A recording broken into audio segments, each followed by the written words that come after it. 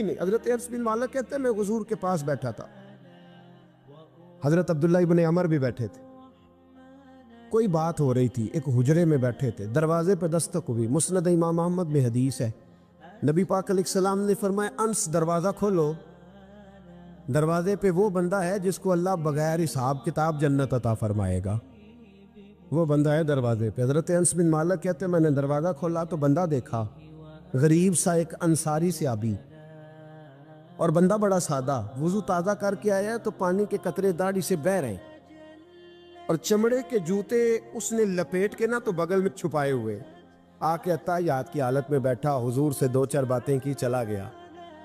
ہم اس کا رنگ دیکھتے رہے اور مصطفیٰ کا کرم دیکھتے رہے۔ اس کو حضور نے جنتی کہا ہے؟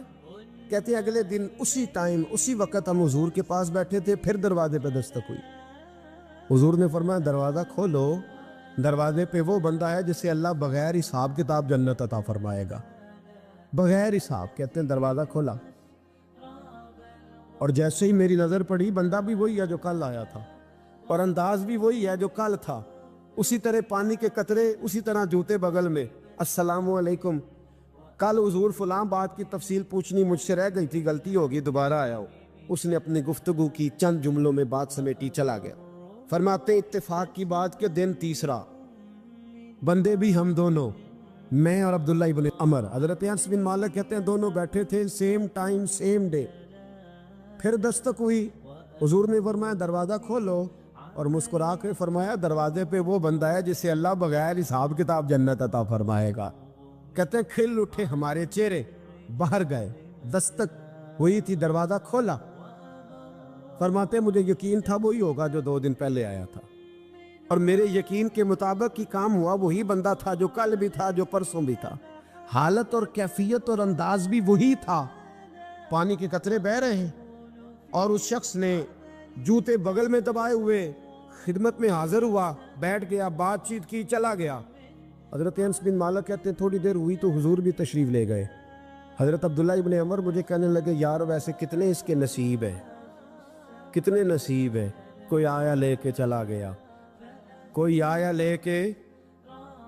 لے کے چلا گیا، کوئی عمر بھر بھی نہ پا سکا، میرے مولا تجھ سے گلا نہیں، یہ تو اپنا اپنا نصیب ہے، یہ تو اپنا اپنا، اور نہ کسی کے حال پہ طنز کر، نہ کسی کے غم کا مذاق اڑا، وہ جسے چاہے جیسے نواز دے، یہ مزاج لطف رسول ہے صلی اللہ تعالی علیہ وسلم۔ کہتے ہیں ہم لوگ گفتگو کرنے لگے، عبداللہ ابن عمر مجھ سے کہنے لگے یار ویسے پتہ کرنا چاہیے یہ کون سا عمل کرتا ہے، پتہ کرنا، ایسے ہم نہیں پتہ کرتے کہ یہ بندہ بڑا چمک گیا، پتہ کرو کون سا کاروبار کرتا ہے، ذرا اس کی جاسوسی تو کرو۔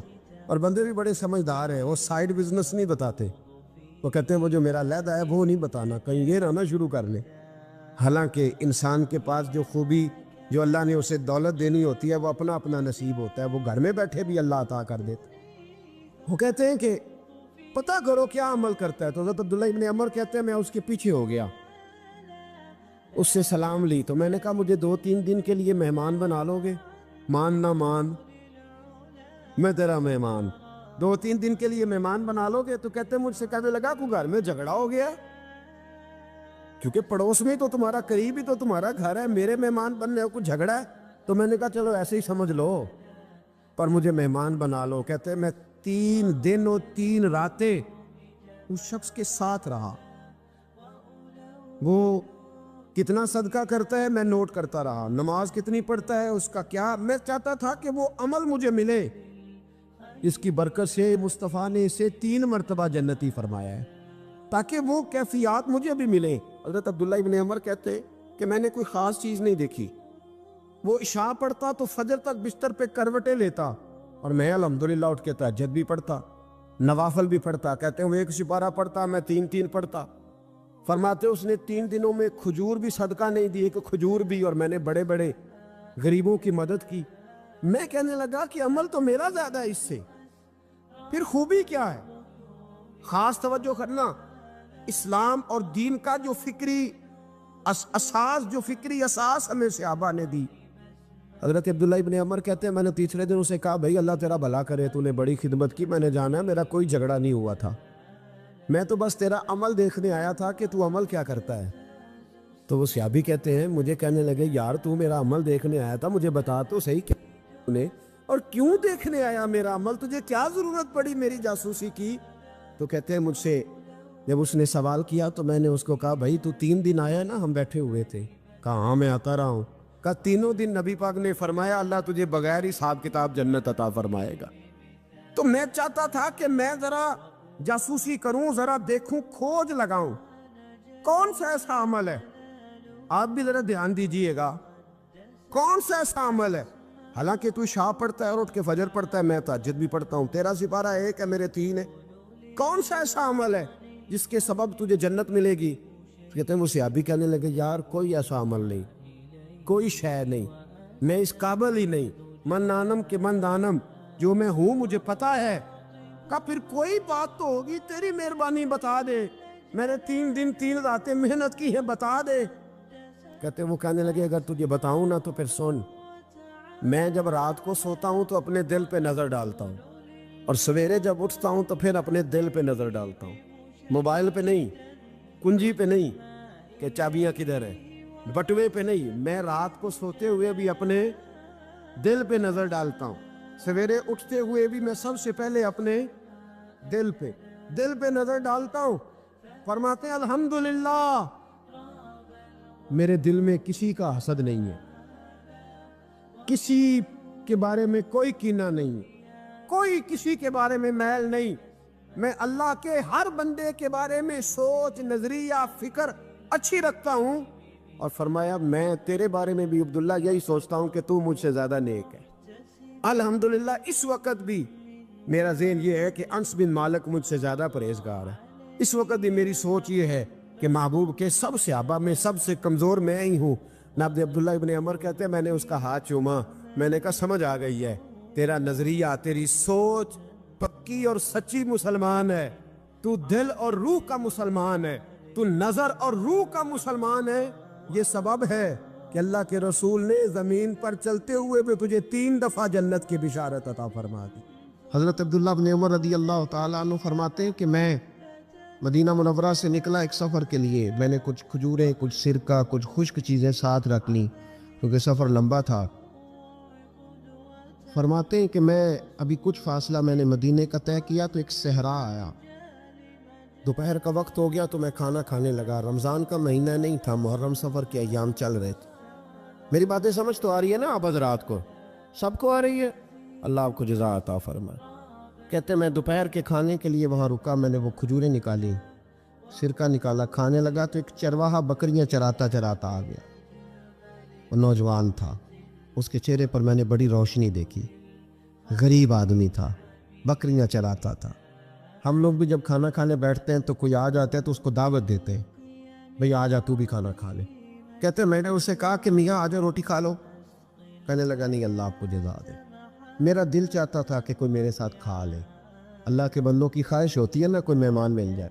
فرماتے میں نے دوبارہ کہا بھئی آ جاؤ کھا لو، کہنے لگا نہیں حضور اللہ آپ کو جزا دے۔ میں نے دوبارہ 3 دفعہ اصرار کیا، میاں تھوڑی سی کھا لے، کہنے لگا حضور اصرار نہ کریں، میں نے روزہ رکھا ہوا ہے۔ آج مزدور جو ہے نا ان سب نے رٹا لگا کے یہ سبق یاد کیا ہے کہ میں چونکہ محنت کرتا ہوں تو میں نہ بھی رکھوں تو خیر ہے، رمضان کے روزے بھی مزدور چھوڑ دیتے۔ اللہ کسی شخص پر وہ بوجھ نہیں ڈالتا جو وہ اٹھا نہ سکے، رب بندوں سے پیار کرتے، اسے پتا تھا انہوں نے مزدوریاں کرنی ہیں۔ مزدور روزہ رکھ کے دیکھے، وہ دیکھے اسے کچھ بھی نہیں ہوگا۔ حضور نے تو کہا صوم تصحو، تم روزہ رکھو اللہ تمہاری صحت میں اضافہ کر دے گا، یہ تو تندرستی والا کام ہے۔ کہنے لگا حضور روزہ رکھا ہوا ہے۔ حضرت عبداللہ ابن عمر رضی اللہ تعالیٰ عنہ کہتے میرے دل میں خیال آیا پتہ کروں کہ صرف روزے دار ہے کہ نیک بھی ہے، صرف روزے دار ہے کہ نیک بھی ہے، صرف نمازی ہے کہ نیک بھی ہے، صرف حاجی ہے کہ اللہ سے بھی ڈرتا ہے، ذرا دیکھو تو صحیح، آزماؤں۔ آپ فرماتے لوٹ کے قریب گیا، کھانا میں نے کھا لیا تو بکریاں تھی اس کے پاس، 300-400 بکری چرا رہا تھا، تو ایک بکری کی پشت پہ میں نے ہاتھ پھیرا، میں نے کہا بیچو گے بکری؟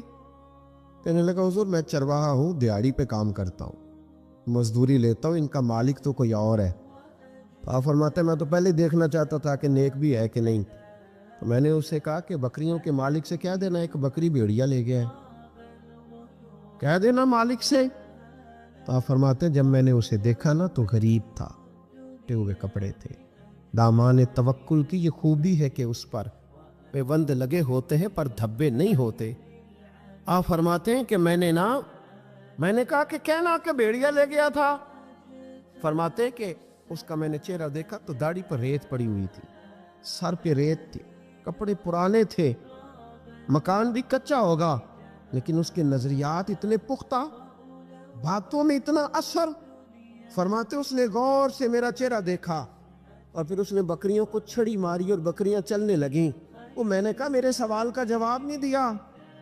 تو کہنے لگا حضور میں بکریوں کے مالک کو تو کہہ دوں گا بھیڑیا لے گیا ہے، اور جب کائنات کا مالک پوچھے گا تو پھر کیا جواب دوں گا؟ جب عرش کا مالک پوچھے گا تو پھر کیا جواب دوں گا؟ اللہ بھی تو پوچھے گا نا، تو اللہ کو کیا بتاؤں گا؟ حضرت عبداللہ ابن عمر رضی اللہ، ایک تقریر ہوتی ہے، میں لچے دار خطاب کروں گا، میں بڑا زبردست اثر ڈالوں گا، آپ او بھائی زیادہ انقلاب تو عمل سے آتا ہے، زیادہ انقلاب تو عمل سے آتا ہے، زیادہ تو 2 منٹ میں لوگ انقلاب۔ حضرت عبداللہ ابن عمر کہتے ہیں اس نے کوئی تقریر نہیں کری، تقریر بھی اثر کرتی ہے، اس کا بھی فائدہ ہوتا ہے، یہ بھی دل صاف کر جاتی ہے، اس میں شک نہیں، لیکن جو عمل کے ساتھ تاثیر ہوتی ہے اس کا تو حسن ہی نرالا ہے۔ بات جو دل سے نکلتی ہے اثر رکھتی، پر نہیں طاقت پرواز مگر رکھتی ہے۔ تو کہتے وہ ایک جملہ اس نے کہا کہ اللہ پوچھے گا تو کیا جواب دوں گا؟ تو آپ فرماتے ہیں میں کانپنے لگا، حضرت عبداللہ ابن عمر، اور یہ وہ شخص ہے جن کو نبی پاک نے کہا رجل صالح۔ عبداللہ بن عمر نیک آدمی ہے، حضور نے کہا نیک آدمی ہے۔ حضرت عبداللہ ابن عمر کہتے ہیں میرے وجود کے رونگٹے کھڑے ہو گئے، میں سفر پر نہیں گیا بلکہ میں وہیں سے واپس ہو لیا اور میں سیدھا اس شخص کے میں نے مالک کا پتہ کیا کس کی بکریاں چراتا ہے۔ فرماتے میں نے معلومات کر کے پہلے وہ غلام خریدا، پھر وہ 400 کے لگ بھگ بکریاں خریدیں، پھر میں نے اسے بلا کے وہ بکریاں تحفے میں دی۔ تو مجھے کہنے لگا یہ کیا ہے؟ تو میں نے کہا تو نے قرآن نہیں پڑھا؟ اللہ سورہ طلاق میں فرماتا ہے کہ تم مجھ سے ڈر جاؤ، میں ہر مشکل سے نکلنے کا تمہیں راستہ دے دوں گا، وَيَرْزُقْهُ مِنْ حَيْثُ لَا يَحْتَسِبُ، اور تمہیں وہاں سے روزی دوں گا جہاں سے تمہارا کبھی گمان بھی نہیں گیا ہوگا۔ فرمایا تو چونکہ اللہ سے ڈرتا تھا تو یہ رب کریم نے تجھے روزی عطا فرمائی ہے، یہ بکریاں اب تیری ہیں۔ بھائی خدا را اللہ سے ڈرنا سیکھیں، رب کریم کا خوف پیدا کریں۔ آپ یقین کریں میں پولیس کی بات نہیں کرتا، MNA کی MP A کی بات نہیں کرتا، لیکن غریب بھی جب اپنی بہو کو تانا دینے پہ آتا ہے تو حوصلہ نہیں کرتا، ایک آدھ بات پہ صبر نہیں کرتا۔ غریب کے ہاتھ میں بھی جب ڈنڈا آتا ہے اور کسی غریب سے جب وہ جھگڑا کرتا ہے تو وہ بھی پھاڑ دیتا ہے سر اور توڑ دیتا ہے ہڈیاں۔ ہم بڑے سخت ہوتے۔ ذرا تھوڑی دیر سائلنٹ کر دے موبائل، اللہ آپ کو زیادہ عطا فرمائے۔ سنیں میرے عزیز، خوف خدا پیدا کریں، لفظوں پہ پابندی لگانا سیکھیں، ایسے جملے زبان سے ادا نہ کریں جو سامنے والے کو ساری رات سونے ہی نہ دیں۔